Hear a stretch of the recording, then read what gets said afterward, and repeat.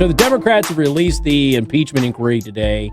I'm not going to go over any of the serious details or anything right now. I haven't had an opportunity to read it, and I know that you've got some people already, saying some things, and that may come up a little bit later in the show, depending on how things go today. But mostly, you'll hear about it from me tomorrow. Okay, but we'll get into it. Just know that it's been released today.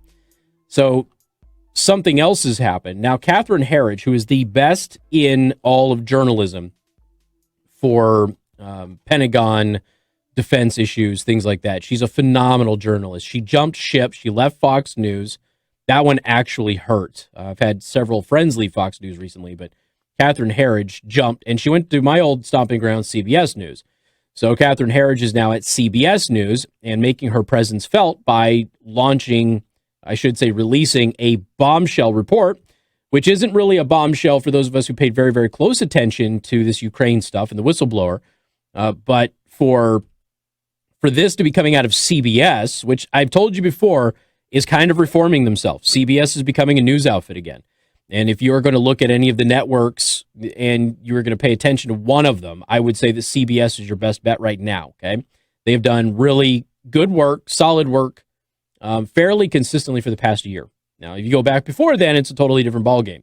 And I think when you go out and you get somebody like a Catherine Herridge, who is the best in the business, and you bring her into the fold, I think you're also telling everybody that you are serious about getting investigative journalism on your platform, and you're not just going for another, political talking head or something of that nature.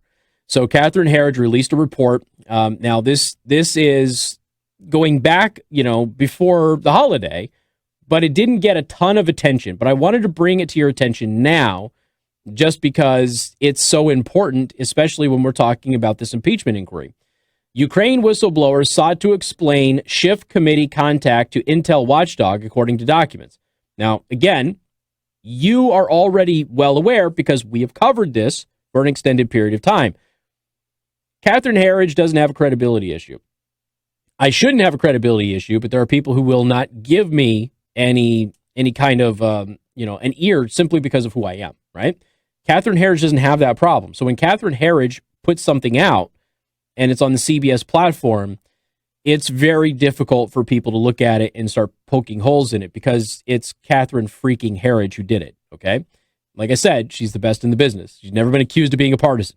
So CBS News has reviewed documents that show the anonymous whistleblower reached out to the intelligence community watchdog on October 8th to clarify the nature of his or her contact with Democratic majority staff of the House Intelligence Committee before the complaint was filed. So, we already knew that the whistleblower, a.k.a. Charlie, that he had contact with Schiff's staff. We already know that. We already know that Schiff has lied about that.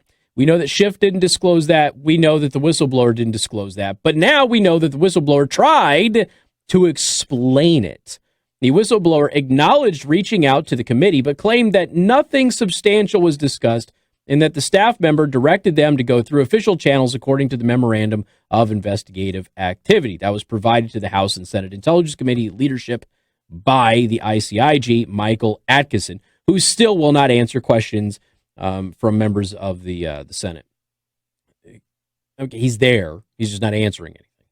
The form is dated October 18th and documents the October 8th outreach by the whistleblower. Republicans have seized on the contact with Democratic committee staff to question the credibility of the whistleblower, while Democrats have downplayed the significance. Now, they've downplayed the significance now, but they originally denied it ever happened.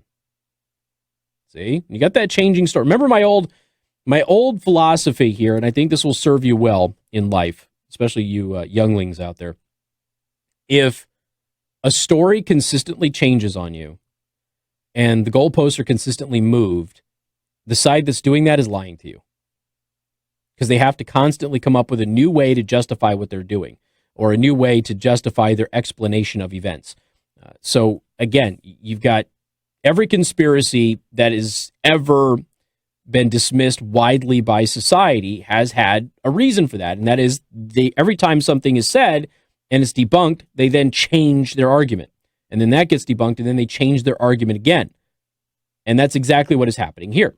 So if you see that happening in life, doesn't matter if it's about a news story or not, you have a pretty good indication that they are lying to you, okay?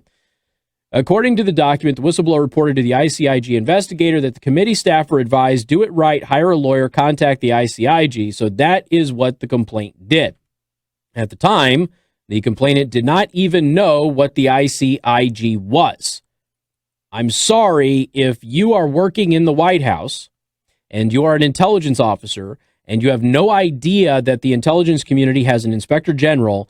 You are not very good at your job. I do not buy that explanation in any way, shape, or form. The inspector general is well known within Washington circles, and everybody who works in the intelligence community knows who the ICIG is. I don't buy for a second that there was somebody in there who was elevated enough to be an intelligence officer inside the White House who had no idea who the ICIG was. The whistleblower felt that based on getting guidance from a procedural question that no substance of the actual disclosure was discussed. Complainant did not feel, based on the way that the form question was worded, that it was necessary to check that box. That box refers to the whistleblower disclosure form, which requires a detailed accounting of who is aware of the complaint. The box for Congress or congressional committee was left blank by the whistleblower. So basically, the whistleblower says, yeah, I went to the committee, but, we really didn't talk about anything substantive, so I didn't tell anybody about it. Until you got discovered. And then the moment you got discovered, then you started trying to explain yourself. Hey, Joe, who typically tries to explain themselves only after they get discovered? Would that be liars? Yeah, liars. Only when the lie is discovered do you attempt to explain yourself. It really wasn't a big deal. It's not a big. I'm sure that Peter Strzok said that to his wife many, many times when she was asking about who this Lisa Page lady was. We've got more on this coming up on News Talk 95.3, Michiana's news channel.